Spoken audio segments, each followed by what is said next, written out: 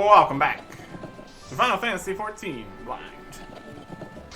We've got a potentially very, very nice thing to start here. If the quest name is good information here. This is my little chocobo. Could we be getting a mount here? That'd be nice. Since we've joined up with the twin adder here. What do we got here? We have multiple bits here. Might show a pup no longer. Shadows uncast. Let's even see multiple quests from the same person here. The next one is definitely this one. So we'll start with that. Let's see what this is gonna be. Yeah, it's definitely is. Chocobo whistle. Marcel believes it past time you were issued a personal chocobo. I agree. I agree. Ah, Private Sin. I understand you have been working tirelessly in Grahamia's name. You are truly an example to your fellow serpents. But tell me, have you ever felt as though you couldn't get to your destination quickly enough? That perhaps you could do with a swifter pair of legs? If so, you might consider getting a personal chocobo. You have yet to be issued your own bird, am I correct? Given your considerable talents, you should be able to obtain one in no time at all. Let me tell you how to go about it. First, you must obtain a Serpent Chocobo insurance by exchanging company seals with the quartermaster. Once you have this deed, present it to our man, Singer, who will furnish you with a suitable bird. So you get company seals. Okay. Then where are these other bits in here? I'm no longer twin adder. Sail Hulu would have you begin your training in earnest. This gets us Serpent seals, I mean. That's the thing we need, presumably. I'll take it. Listen well, Private Sin. The Order of the Twin Adder does not just welcome glory seekers willy-nilly into our ranks. You stand here today because we believe in your potential. We believe that you will go forth as a serpent and help restore order to a world gone mad. And yet, potential alone will not carry you far. Indeed, the road to glory is littered with the bodies of would-be heroes who lacked the determination and diligence to hone their innate talents. We will not suffer the same fate, I'm certain of it.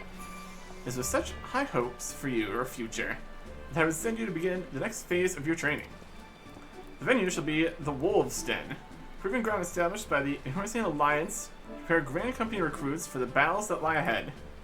The Wolves' Den is to be found just off the shores of Lenasia.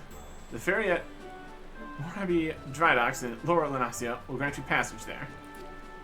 Upon your arrival, seek out Storm Captain Berkoya Muslin. I have already taken the liberty of submitting a letter of recommendation on your behalf. Is the PvP thing again? That sounds like the PvP thing again. Quartermaster. Well met. I see a quartermaster affiliated with the Order of the Twin Adder. My duty to provide those free companies who have pledged their allegiance to our Grand Company with opportunity to purchase various enchantments and items which will benefit their members. Say, if you consider joining a free company, not much suggest you do, a whole new world will open. That's a slightly different quartermaster. That's company's quartermaster. This is the Serpent quartermaster. There we go. So what we need here, all these things. We got 1,000 of these, and I need specific levels for things. What do we got here? First Lieutenant. What's our material? Material. Feather. Pudding flesh. Okay. All these require different level requirements. Let's go Commander. Get various bits of stuff. Currently have 0. Oh, this dark matter. Should be in here somewhere. Is there a search option? Sorry, spot.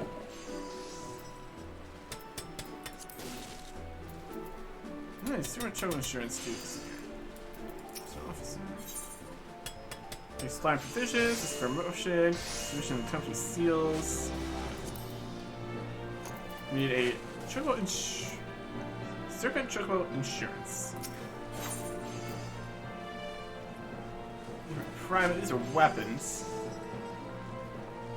Okay. kinds of stuff. Armors. Materials. Serpent Chocobo insurance is 200. We need to be Serpent Private 3rd class, which you already are. Only 200. That's doable. So usually the Order of the Twin, our company's stables, to receive your own Chocobo. Yeah, I think that's a good plan. Okay. So we want to get 200 of these. We get a whole bunch of those for just heading over to the Wolves' Den. I think that is the play here. As much as going to the Wolves' Den is probably not going to help us too much. La Nausea. Wolves' Den. Right here. 700 to teleport here. Worth it. Just an extra cost. I want to do this before we head out to the other guys. Because we've been asked to go back to the Scions again. Because we're also doing that. We are in multiple groups here. It's a whole thing. At least the goals are shared. So we're not like having to decide between one or something. At least not for now. Alright. I'm ready to get paid for just showing up. On this boat or something? Time to duel. I don't think so. It's a ladder. I guess it's inside. Huh. Wolfmark, Trophy Crystal Exchange, Wolf Collar Exchange. There's definitely something going on here. Is it different in these maps? We've definitely been here. Alright. I recall seeing your ugly mug around here before. Hmm? You say that who sent you? He said he was sending a new wolf to the den. Bah. More like the run of the litter, if you ask me. You barely have fangs for the honing. My guess, I'm feeling goddamn generous, so I'll throw you a bone. Start yourself off with Crystalline Conflict. Them training bouts are made special for reckless adventuring types. You can't tell the sound strategy from a Precisarius. I still reckon it won't be sundown before you run home with your tail between your legs, crying for your mum. But you can have a word with Lieutenant Kunji Zelunji if you insist on giving it a go. You'll find him outside, soon you can work up the nerve. Stand up straight, maggot. This ain't no place for the weak of spine. Dismissed. I will be taking my reward. Quest complete. PvP unlocked. Yay! Crystalline Conflict. Sure. Okay. You've unlocked Crystalline Conflict. The Grand Companies of Eorzea established this new tactical exercise to strengthen their individual members' strategic capacity. Outmaneuver other adventurers, just like you, in a match of wits to claim victory. Speak with Haji Zalanji, the Wolves' Den, to learn more. There's some entrances to something. PvP. Not a good idea. Train your hard-won marks for arms and other material that serve you well in the fiercest battles to come. You have to link crystal to the end of the crystal line. Wolf Mark Exchange, Trophy Crystal Exchange, Wolf Collar Exchange, Commendation Crystal Exchange. Go up on top of the boat here. That's more interesting to me than PvP. All this. Oh, training dummies up here. That's good. Nice place they got here. Anyways. Since we're here, we definitely already have the seals that we need for that. This is another way we can try to get new equipment stuff. Getting seals and things. There seems to be multiple bits here. Crystal Lion's Call and Earning Your Wings. Also just a dueling quest. Wasn't intending this to be a PvP episode, but I guess we're here. Better than paying more to come back later. get access to everything at least, even if we don't decide to do too much. You look to be spoiled for your fight, newcomer. Not that I blame you. Most everyone the captain sends my way is. You do well to vent some of that pent-up rage in a match or 3 of crystalline conflict. It's the latest, greatest, and most exciting tactical training you'll find this side of the front lines. You may think me biased, given that I'm the one who came up with the rules, but nothing could be further from the truth. We received countless calls to add more strategic elements to our training skirmishes. You see, and I simply put the entirety of my considerable skill towards answering them. Crystalline conflict matches challenge you to maintain control over an all-important freight, which you must transport safely to the designated location amidst the heat of battle. You've even designed special arenas complete with magic mechanisms to keep you on your toes. That piques your interest. My first recommendation is that you learn the rules in their entirety, lest you be pulverized the moment you step onto the field. I think that's going to happen either way, let's be honest with ourselves. But fear not, I am more than happy to discuss them at any time. Alright. PvP rules.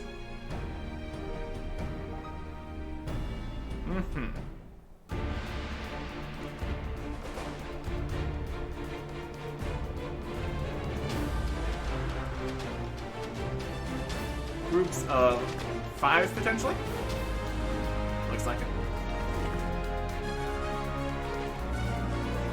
Big crystal, different lanes of stuff, pushing the thing. Yeah, here's the thing.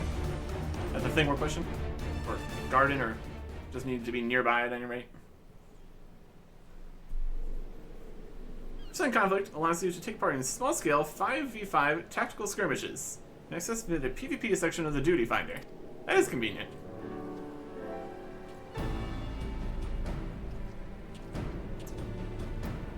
I guess it was less talking about the rules and more of just a cinematic there. Back for an explanation, are you? Perfect. I wish to cancel any other plans you have for the next day or so. Okay, crystalline conflict. Title confrontation between teams Astra and Umbra. Maximum 10 players, 5 per team. Participate in total. Participation requirements. Crystalline conflict matches can be entered via the Duty Finder. To register, participants must use a job of level 30 or above and not be part of a preformed party. So, the only reason we have these quests available right now is because we are slightly overleveled compared to the main quest we were doing. That's only still like 20-ish. We are level 33. At least in this job. There are no restrictions on balance of roles within a team, or there cannot be 2 players of the same job on one team. That could be complicated.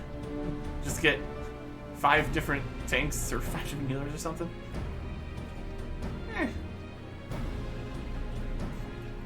That's what tactics are for, I suppose.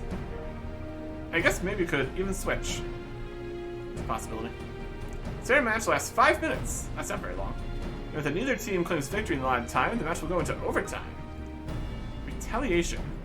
Incapacitated players will be returned to their base, and they will be allowed to rejoin combat after a short delay, where this delay increases with each incapacitation.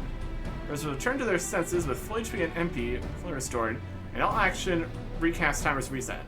Furthermore, they will be invulnerable as long as they remain at their base. Likes will be lost upon returning to the battlefield. Okay. Use of the following is prohibited while participating in crystalline conflict. Chat, aside from quick chat, now restricted to for custom matches. Class or job changes, okay, so can't do that, I guess. So I guess you just roll with it. Since you can't be in a pre-made party, you just end up with 5 random jobs and hope for the best. Can't change gear, can't use items, can't use chocobo, companions, mounts, teleportation, or return. Okay. Different match types. 3 types of matches in Crystalline Conflict. Casual, ranked, and custom. Primary difference among these ranked matches affect players' risers and tiers. It's their overall ranks as well. Yeah, so let's do some. Let's start off with some ranked PvP. That's a great plan. Casual matches. Winning casual matches no effect on riser or tier. Yep. Loss or victory in ranked matches. These competitive matches affects participants' riser and tiers. The player playing a ranked match will be matched with players of similar tier and riser to you. And custom matches. Allow participants to customize their group, arena, and other match settings. This will still be recruited via Party Finder. So the custom match will not reflected on player PvP profiles, counted towards achievements, or affect risers or tiers. Additionally, PvP, XP, Series XP, Wolf Marks, and similar rewards cannot be earned during custom matches. And arenas, which is a fourth thing. The casual and ranked matches are held in a variety of different arenas. Station ground, currently in play, rotates periodically according to Earth time. Okay. There's different levels you can get. There's prize and tier indicate their demonstrated skill in ranked Crystalline combat matches. Each player will see what will rate in one of 6 tiers: bronze, gold, silver, bronze, silver, gold, platinum, diamond, or crystal. Those ranked in or below the platinum tier will never drop down to a lower tier during that season. However, it is possible to drop to a lower tier from the diamond or crystal tiers. Sub-levels within each tier are called risers. The risers vary per tier, with 3 risers, each for bronze and silver, 4 for gold, platinum, 5 within diamond. Regardless, the placement is always possible for players to drop to a lower riser. Rising stars. When you win a ranked match, you will gain 1 rising star. Similarly, a loss will remove 1 star. So you've earned the maximum 3 rising stars and 1 riser. An additional win will allow you to move up a riser. When you 3 or more matches in a row, while in the bronze, silver, gold, platinum, or diamond tier, you'll apply a streak bonus, and you 2 rising stars per win. Once you have reached crystal, the highest tier, victory and defeat will be reflected by your crystal credit rather than rising stars. The amount of credit you earn or forfeit in matches is determined by the difference in average credit between your team and the opposing team. Streak bonuses do not apply to crystal credits. And resets at the end of each season, team rise of all participants will be lowered, which will vary between seasons. So you need to win many in a row, basically. And if you lose, you just go back 1, essentially. So it's not really in a row, but you can't lose more than you win to go up, which does make sense. Kind of the idea of it being somewhat balanced within the tiers and such. What kind of rules we got? Success in a crystalline conflict depends on each team's ability to gain control of the tactical crystal and deliver it to the goal. Victory. To win, one team must move the tactical crystal from the center of the field to the goal point. Either team accomplishes this during the time limit, which will be awarded to the team with the greatest progress. Progress, displayed on the HUD through the match, is the maximum progress the team has made in bringing the tactical crystal towards their goal at any point during the match, opposed to its current position relative to either goal.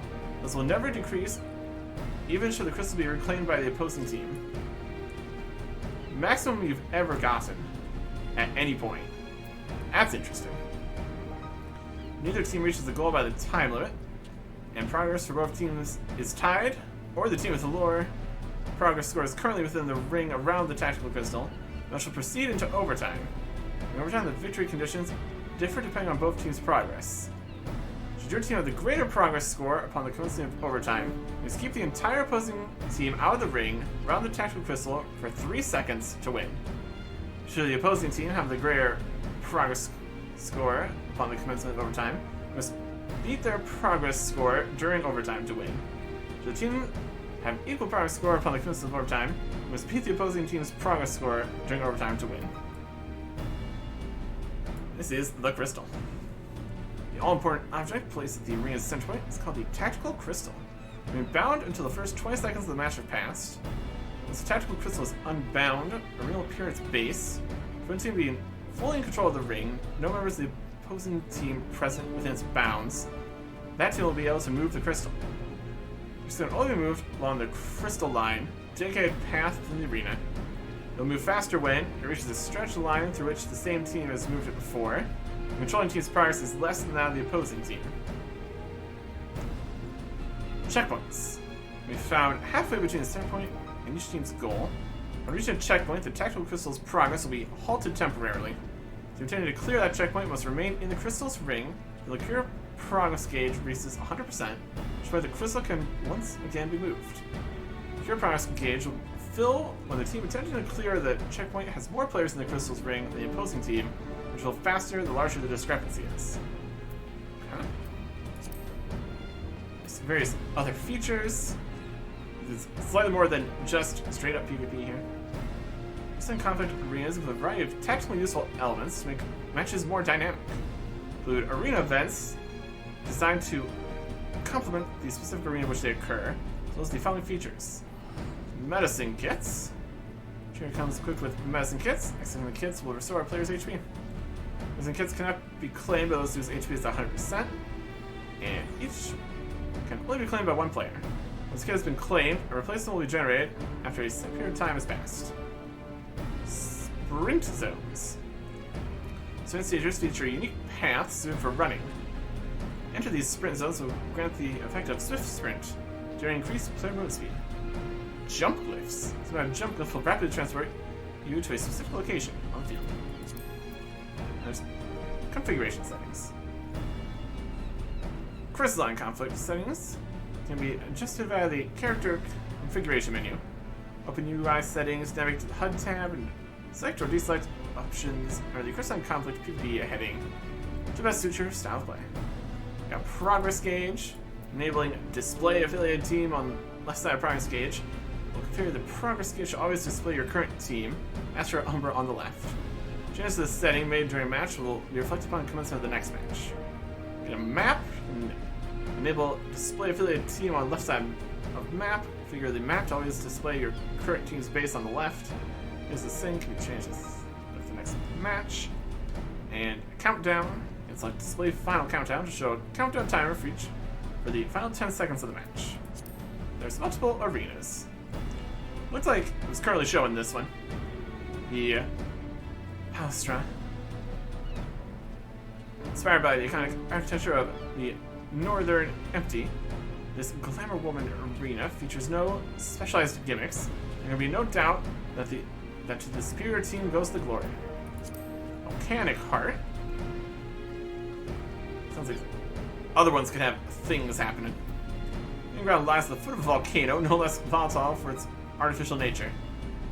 If you can't take the heat, abandon all hopes of victory. Eruptions can happen. It is artificial volcano.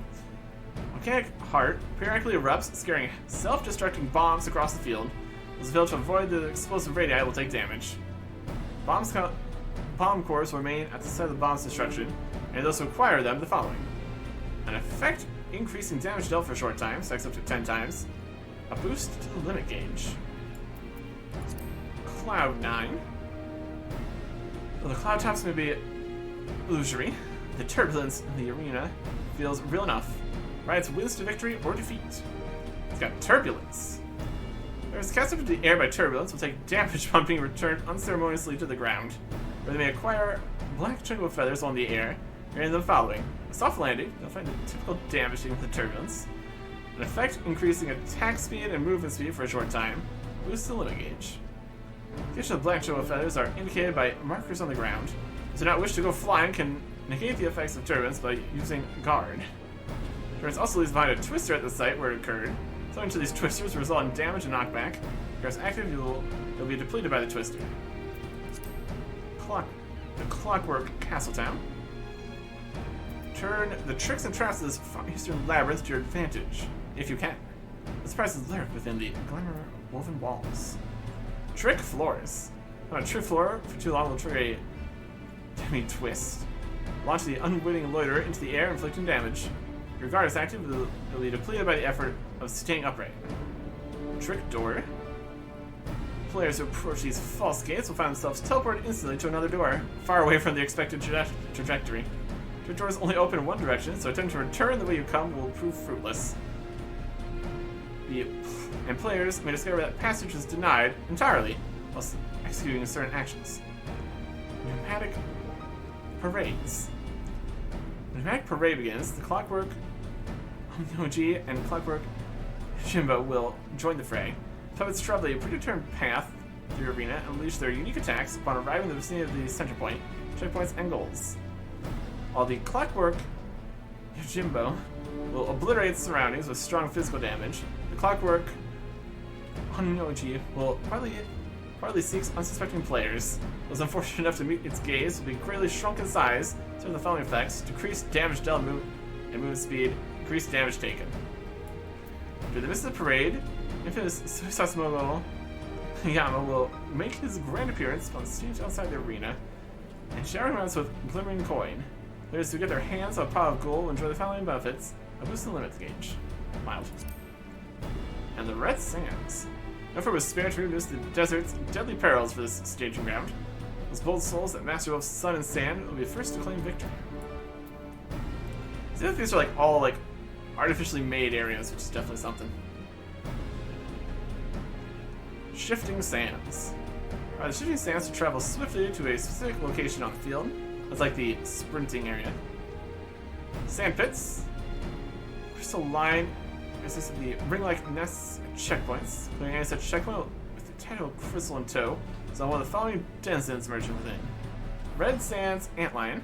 It will drag all players in range deep into the nest, rendering them immobile before erupting into the sands to deal massive damage. A Sepatender will unleash 100,000 needles upon all players in range. As needles are split between affected players, the damage dealt to each player will change accordingly. Acutender. This rare and curious creature will unleash therapeutic needles upon all players in range, granting them a barrier effect. Needles are split between affected players, strength and barrier, granting each player will change accordingly. Match proceeds to overtime, monsters will no longer emerge from the sand pits. And there's also an Oasis. The arena's Oasis area grants players within a special effect that regenerates HP over time, will remain for a time after exiting the Oasis. And there's also heat waves. A lot going on in this one, my goodness. Heat waves atop Red Sands will deal damage from time to all competitors. A relief can be found at sand pits, which palming geysers will erupt. Players standing in one of the small circular indicators in the ground will be soothed by sand pearl shrouds, granting them the following effects: HP recovery and a boost in limit gauge. While the geyser is erupting, no creatures will emerge from the sand pit. And less caution is advised, as the force of the geyser will deal damage to and knock back any who approach its center. Well, currently, it looks like the simplest one is currently on, so that's definitely something. That's good. Category, search, got all of them here. Also, I found where to get the information. Did screen change? I thought I found where to find the information. Actions and traits. It was in general. It doesn't have the sections like the other ones. It's still a subsection here. There's a little break. It's right here. Attack. Make a jump. Based by position of legs. Jump button. Repair. Return. Teleport sprint. Materia extraction. Some of these don't really need buttons, but it's good to have them. They exist. Summoning bell. Let's get here. Time to duel. And rival wings. What's this one for?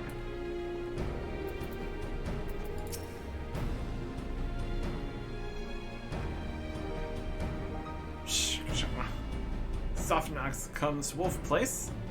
Learns that uplanders have many heart thumps for fighty play. Softnox sees chance for a busy deal. Offers gotta be headlending for uplanders to have better fighty play. Crunch bonus smash steel muchly. Now new fighty play is born. Name of Rival Wings. Machina of God Make help uplanders make much mayhem together. Fedlar wishes to fill a prank case with knowings of Rival Wings. Softnox is happy to give many tongue flaps.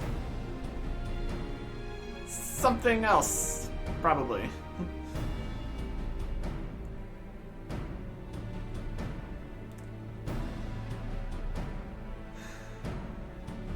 Definitely something.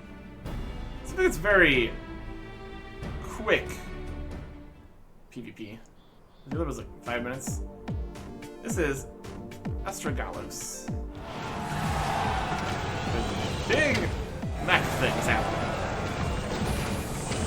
That's definitely something. A big lane here and a lane there.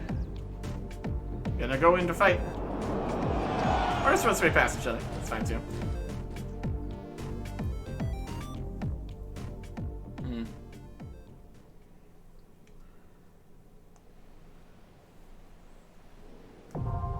Rival wings unlocked. Yay. Duty finder. Now it's more things. We've got access to Astragolos, an old Trillian testing site situated in the Devanian hinterlands. Here you will take part in Rival Wings, a large-scale war game incorporating powerful goblin-made machina.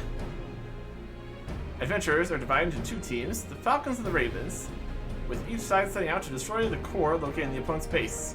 Interested in learning more? Speak with Sonox and Wolf's Den here. Uplanders known as Rival Wings, which makes Uplanders bringers wet from many temple files. Or just a overlord here. Okay. So, large-scale PvP battles involving up to 48 combatants. My goodness. Into two teams, Falcons and Ravens, which pilot powerful machina as they attempt to destroy the opponent's core, which is defended by mats. Rival Wing teams of 6 light parties for a total of 24 participants. Match lasts for 15 minutes. So, definitely a slightly larger PvP situation than the other one.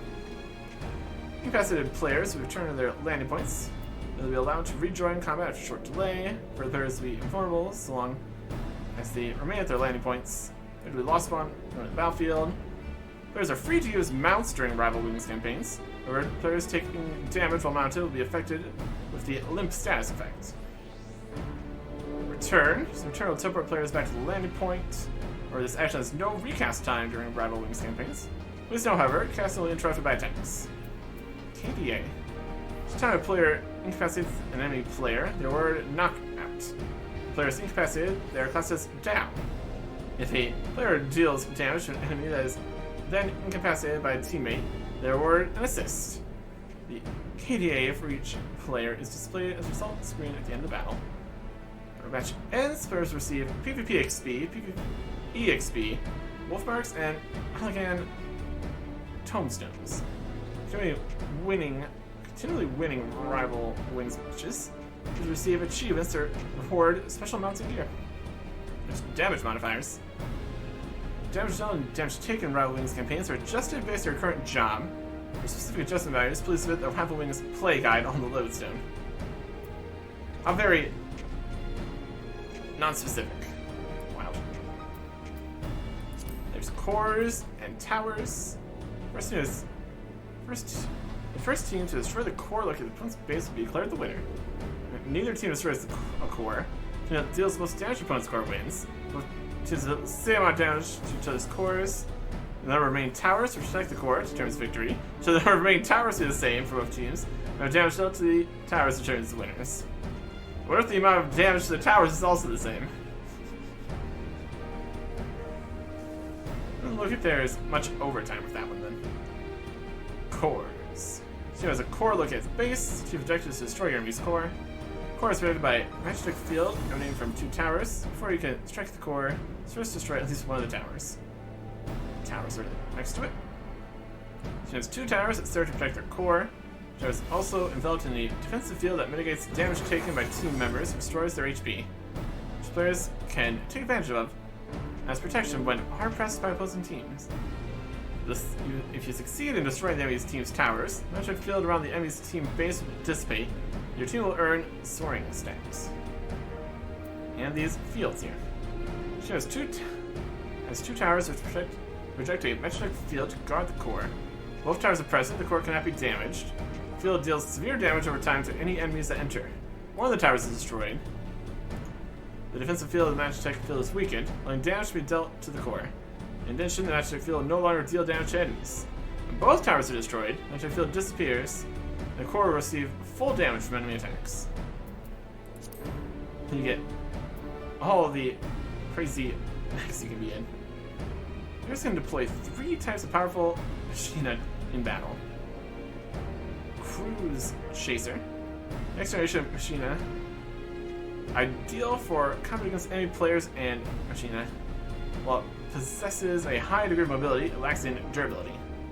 Oppressors, a hulking machina, engineered for siege warfare, excels at wreaking havoc on structures, where it's slow and poorly suited to combating enemy players and machina. Brute Justice. Boasting unrivaled power, Brute Justice dominates opposing players and machina on the battlefield, while also laying waste to structures with its lethal armaments. Though it can easily turn the tides of battle, there are strict conditions governing its deployment. There is restrictions. Because of course you just can't have everybody just get in all the crazy robots. That'd be a bit much. Only one machine can be operated per party at any given time, regardless of type. In the case of the Oppressor, however, the limit is 2 per team. 2 Brute Justices can be deployed by each team per match, one being available for each tower you lose. Riding machine. Deploying machine, each HP will be displayed in place of the player. So HP cannot be restored by curative actions of teammates, nor will restore automatically when out of combat. Machine actions will expend EP, a resource that can only be restored by using the Ceruleum refill action. Advise that the use of this action will deplete your party's Ceruleum stores. Ceruleum. Required to operate machina. A maximum of 100 units of Ceruleum can be stored by each player. Fill up your Ceruleum stores by collecting tanks in the field, controlling the power generator, or defeating enemy team members and behemoths. As Ceruleum is a party resource, I recommend that you confer with your comrades prior to using a machina. So, more of a group decisions and kind of things. Actually working as a team, instead of just wasting it all on something that's not currently useful. Hangar terminals. This team has sufficient Ceruleum. You can choose the machina to deploy at the hangar terminal, located near the starting area. This will be information related to the various types of machina. And mammoths are the little guys, looks like. Clockwork soldiers programmed to seek out and destroy towers and quarries. Merge from their own core at regular intervals before striking out on a set route. Remain in battle for a set duration. Upon detecting an enemy mammoth, it will engage and attack until either side is destroyed. And as they arrive at enemy's tower or core, will perform a powerful self-sacrificing attack. That is the extent of their programming, and so not harm adventurers. Wind Up Viking, specializes in fighting at close quarters. Wind Up Magus, specializes in magic-based attacks. Fight alongside the mammoths, governed by clockwork stats which counts down to 0, which they remove from battle. It's also to use healing actions on the mammoths, the amount HP restored is reduced. And gaining Ceruleum from the mammoths. Pricing in US Ceruleum upon defeating enemy mammoths. The units will be distributed to all parties that engage with the mammoth, based on the amount of damage inflicted. Ceruleum cannot be gained from damaging or inflicted by other mammoths. Okay. There's also steam cannons. 2 steam cannons have been erected near each team's core. They cannot be moved. They're powerful weapons which may prove useful in deterring enemy forces. And soaring. When you defeat an enemy team member, the party receives the soaring enhancing effect. It can stack up to 20 times, reducing all party members' damage dealt and HP restored via healing actions, also reducing damage taken. 20 stacks soaring will be replaced with flying high effect, ensures even greater benefits. Soaring stacks. Soaring stacks an enemy has when defeated affects how many stacks your party gains. Defeat an enemy with 0 to 9 stacks, you gain 1 stack. 10 to 19, you get 2. And at 20 stacks, flying high, you get 3 stacks. And then there are Hidden Gorge. Looks like maybe just the one map here. Built by Hachi and Sons Mineral Concern at great cost. The mine at Hidden Gorge proved to be a flash in the pan. Its veins running dry within a matter of years. Time afterward, the site at Kenlan lay abandoned, has been revived as a training ground for adventurers. On tracks of steel, the Ceruleum engines arrive. There are supplies that companions should seize if they hope to claim victory. I guess Survival Wings and then Hidden Gorge is something else. I had access to this thing. So engines move across the map on rails at high speed. Step at loading stations on the map. To control the loading stations, teams can claim the supplies delivered by the cerulean engines. Cerulean engines in motion. Come into contact with the cerulean engine while it's moving, you'll incur potentially lethal damage. Don't get run over by a train. Got it. Warning will sound to indicate the approach of the cerulean engine. We got loading stations. Cerulean engines deliver supplies to loading stations. We can enter a loading station while riding Machina. Each team may occupy or control a loading station. Cerulean engine arrives at the station. Standing in the area next to the engine will cause a gauge to fill. Once it's full, your team will occupy that station. The gauge fills more quickly when you have a higher number of team members near the engine than the opponent. The greater the difference of players, the quicker the gauge fills. Only the first 4 players from each team are counted. Those staying near the engine will also gain the sheer will status, which really increases damage dealt. The use of the status will help to reduce the number of enemies that occupy the station more quickly. Control the loading stations. Loading station when occupied, a new gauge. Something's moving. It's explosions from over there. Control a loading station. As the loading station is occupied, a new gauge will appear. You can control the station. The loading station will be under control. Team's control. I can claim supplies. The gauge will only fill when your team has a number of members equal to or higher than the opponent in the area. So as been claimed, the engine will leave the station. The gauge will be reset. Supplies. 4 types of supplies. First half of the match, the cerulean engine will deliver main cerulean tanks, Copy Juice, and Gob Tank keys at random. Second half of the match, they'll only deliver Gob Crates. Each have grants its own benefits and increase the soaring stacks of the whole team. Main cerulean tanks, each party on the team gains 50 ceruleum. Copy Juice fills the limit gauge of every team member. Gob Tanks, 2 Gob Tanks will appear at the core, travel down the north and south routes to the enemy base. You're accompanied by more powerful than regular mammoths, can deal severe damage to towers in the core, and Gob Crates. And all the effects of the main cerulean tanks, countries, and Gob Tanks. Who goes? Some Goblin Mercenaries. So amount of time has passed, Goblin Mercenaries will randomly appear from the north and south mercenary bases. Which they will not side with either team, attack any player that approaches. It's possible to have them allied with your team. Some allied mercenaries. If your team deals to a Goblin Mercenary that passes that of the opposing team by a certain amount, they'll join your side. Mercenary's HP reaches 0 before the condition has been fulfilled. Form an alliance with whichever team dealt the most damage to it. Mercenary deployments. So you form an alliance with a mercenary, it'll appear in your team's core and will attempt to destroy the enemy's towers and core, much like a mammoth would. We're in alliance with a mercenary that appeared from the north mercenary base, will cause it to travel along the northern route. Same true from the south mercenary base and southern route. Mercenaries are governed by contractual obligation status, and will leave the field of battle once the stats count down to 0. So amount of time passes, so they'll reappear from their respective bases, and they'll be allied with either team. Okay. Be interesting. Now, this guy's got a duel going. Do a duel, and then maybe 5-on-5. The nervous trembling of his legs suggests this brawler may not be as tough as he appears. But please, I beg you, stay those ferocious looking fists. I'm not ready for full contact sparring. I've only just begun to practice my one ill punch. You alright? So, you haven't come to duel me then? My apologies. You look of a man who enjoys the thrill of a fight. Thought perhaps you'd come to challenge me. And for good reason, I might add. You see, the Maelstrom recently opened up a new sparring grounds of sort, right here on this pier. Adventurers can go toe-to-toe without climbing down into the pit. I was always certain you were just like everyone else, eager to earn a notch on your belt. I haven't the skill nor the courage to put up a fight, but you have the look of a man who's weathered his fair share of battles. Perhaps you'd like to test your mettle in the ring. Not with me, of course. The officer who oversees the arena is just over there. Dallas should be happy to tell you all about it. Look at that frightful stare. Always on the lookout for fresh blood, or so they say. The Maelstrom drill instructor. Over this way.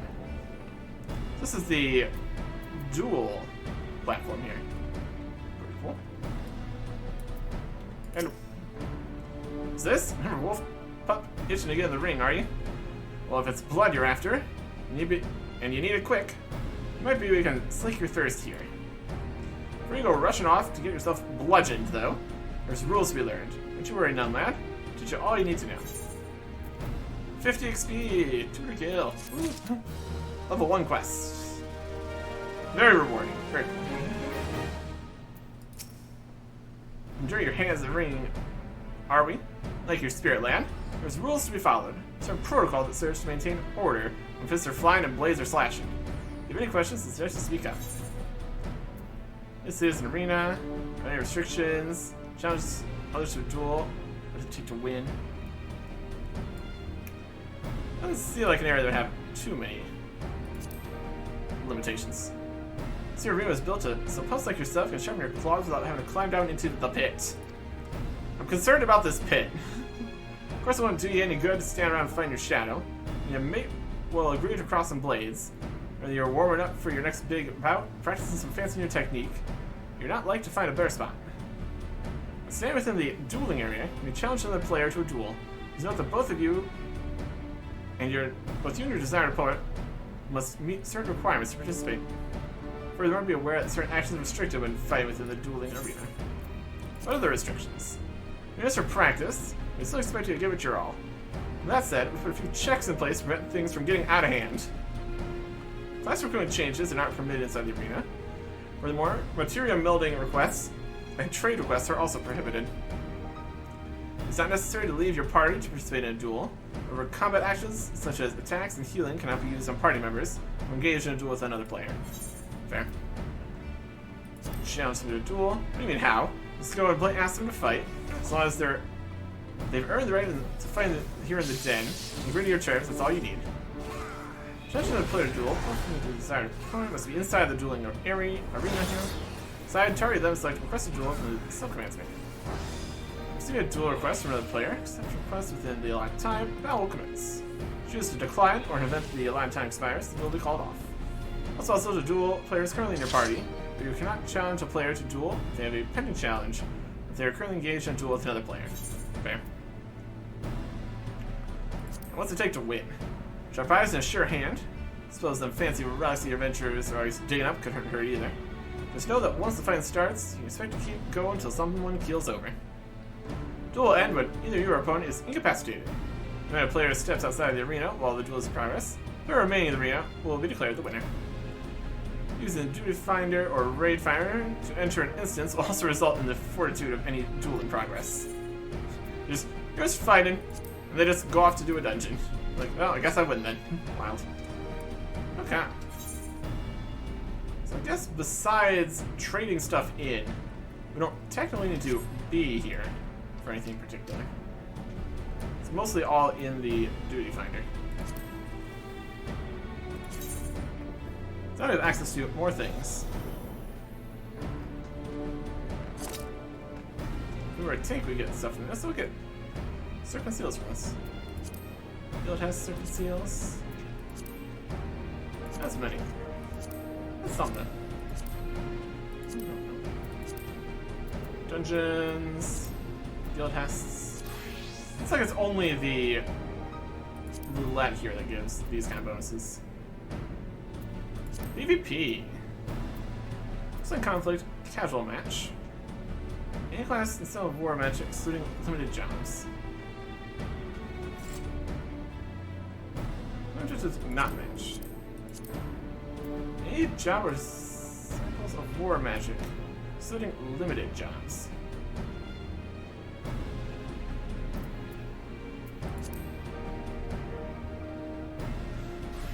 Parties, 2 to 5 player parties. Limited party, 1 to 8 players. Maximum jobs, excluding limited jobs.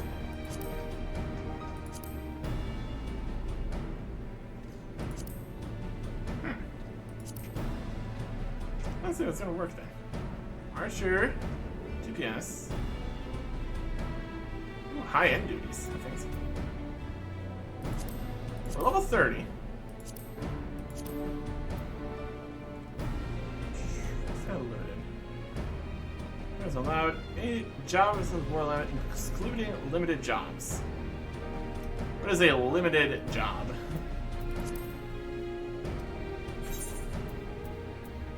It's physical range TPS. We have the. You can see the ones we started. This is character PvP. I guess this might just be the PvP screen here. This is for a PvP area. That checks out. Doesn't check out is what in here. Excluding limited jobs. Any job the symbols of war or magic.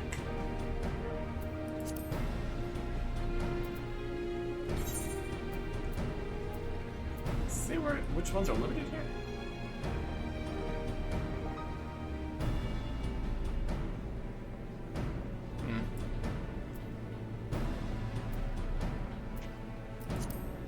Weird. Guess we're not doing PvP then.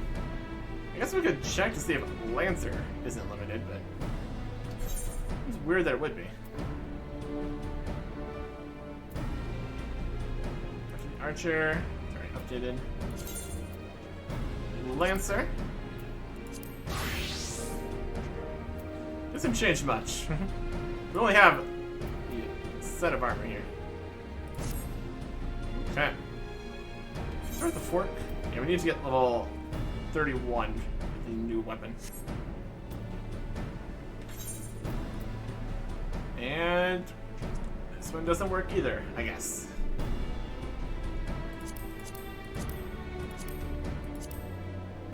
Yeah, whatever. Not like I really want to do PvP anyways. Weird. Weird stuff. Anyways. Let's get out of here. And get our chocobo. Much more important. There's definitely something happening with that. Limited jobs. I don't think I've seen that before. Odd.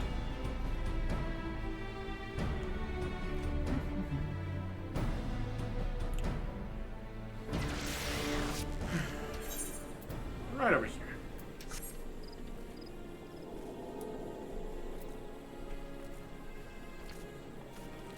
Bother clicking these. They're not gonna work. Might actually be going faster. It's hard to tell. Anyways, I need to wait for things to exist. Or master. Okay.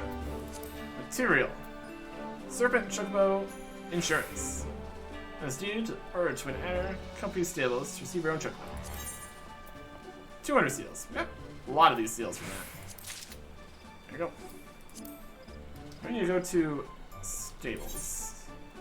It seems to be down this way. I think there's other things happening here too. Slightly quicker.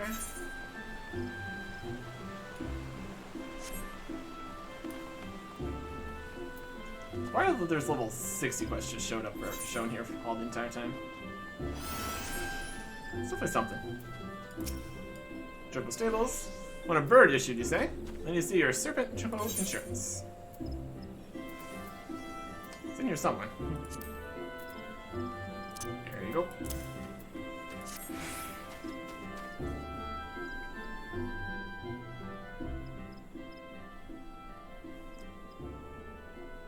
Easy enough to get. Yes, everything appears to be in order. Come on, please. Right back with your chocobo. Fantastic.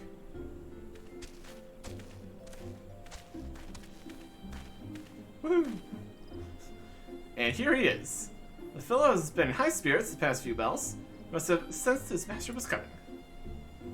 Now then, to make it official, I want to give your noble steed a name. Oh boy. Chocobo says, Quack.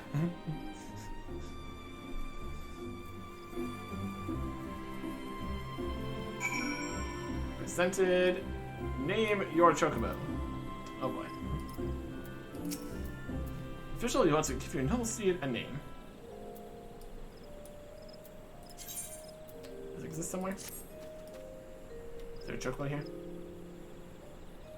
How do I name a chocobo?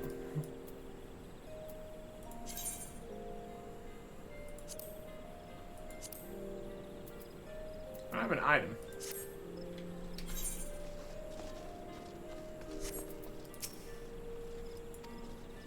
There it is. Just need to pop in. Quack, he says. Oh boy. Name your chocobo. Just out here making decisions. I don't know. What's a good name for a chocobo?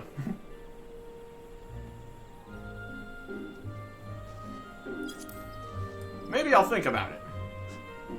It's too much pressure right now. Very important. Make sure we do this right. Next time. Goodbye.